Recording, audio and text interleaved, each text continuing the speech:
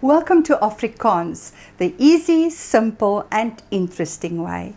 I am Mrs. Coetzee and today I'm going to teach you all about the Voornaamwoord. That is the pronoun in Afrikaans. Please make sure to watch my previous video where I have explained the persoonlike, the vraande and the besitlike voornaamwoord. But today we are dealing with the betreklike voornaamwoord. Please remember to subscribe, share and like. Let's do this. Welcome to the second part of my tutorial on the Voornaamwoord, the pronoun.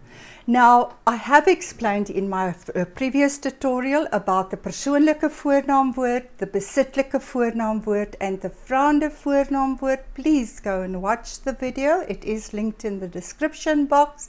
But now today I'm looking at the last voornaamwoord and that is the betreklike voornaamwoord. Now when we get to the betreklike voornaamwoord, I'm only dealing with three things and that is the wat, look at that, the yellow part there, the wat, the dit and the dat, and the wie, those four words. So let's do the wat. Now what I'm saying here is that whenever you have a wat, remember your essays, your written work, you cannot use a preposition before or after a wat. So you can, but then you need to change the wat to waar and then you put the preposition. So please remember, before a wat, a dit and a dat, it's the same, a dit and the dat the same. You cannot have a preposition in your written work. So how do we ask this? What we do is we give you a sentence and in the bracket we put the wat plus the in like there and then we ask you to give the correct form of the voornaamwoord in brackets. Gee die korrekte vorm van die voornaamwoord in hakies. So what you need to do, it's very plain and simple. If you see the plus sign, obviously it means you need to join those two words. But as I said, you can never have a preposition after, look for instance in, or in front of a wat word. Remember that P-R-E-P, it stands for preposition.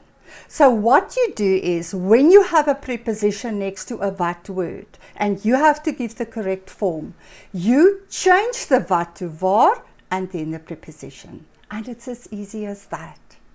Remember, the only two, you are lucky, of all our words, the only two where the preposition itself will change as well is a met goes to meer. You can't say, dit is die pen waarmet ek geskryf het. It is waar meer and vir goes to voor. So all you learn here is that you can't have a preposition in front or after wat.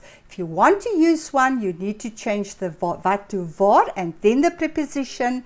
Met goes to meer and vir goes to voor. With the dat, it's exactly the same. So I'm not going to repeat everything. In this case, we have not a wat, we've got a dat and a dit. So we cannot have a preposition in front or after a dat and a dit. You can, but then you need to change it to daar. Remember, wat to waar, but dit or dat to daar. And then your preposition. And the same rules. The met goes to meer, the vir goes to voor. So I want you to learn these two slides together. Remember them together. It's about the wat, the dat, and the dit. And then the last one, how do we ask this? We give you a sentence like in the example, and then in brackets we give you a choice between wie and wat. You need to choose the correct pronoun in brackets. We say, kies die korrekte voornaamwoord in hakies.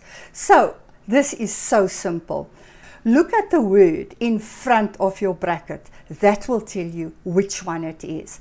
If there's a noun in front of that bracket, like a man, like an animal, a thing, or a person, then you use wat. Be careful, it's not the same as in English. In English you will say, I know the girl who said that. In Afrikaans we say, ek ken die meisie wat dit gesê het. It's not the same. In English you say hoe, wie. In Afrikaans we say wat.